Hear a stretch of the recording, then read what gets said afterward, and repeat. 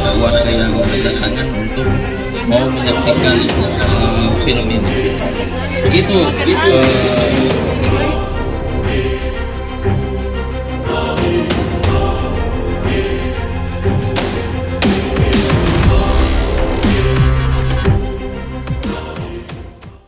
luar biasa, seru, dan insya Allah kita akan turunkan ke semua dapil-dapil di 5 kota di 5 dapil di Kota Makassar.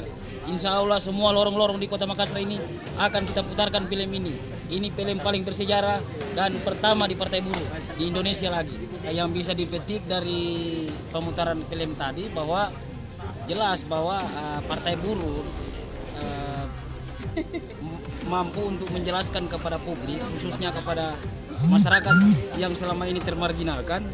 Ya memang seperti begitu realitas kehidupan rakyat Indonesia saat ini. Kita tidak bisa, kita bukan partai yang suka tipu menipu, menjual tentang hal-hal yang mewah di hadapan rakyat, tidak begitu. Ya kita bercerita tentang realita kehidupan rakyat Indonesia saat ini ya seperti begitu. Dan itu Partai Buruh bukan berkampanye. Dia menceritakan tentang bagaimana realita kehidupan rakyat Indonesia, baik itu miskin kota, buruh, petani, nelayan dan lain sebagainya.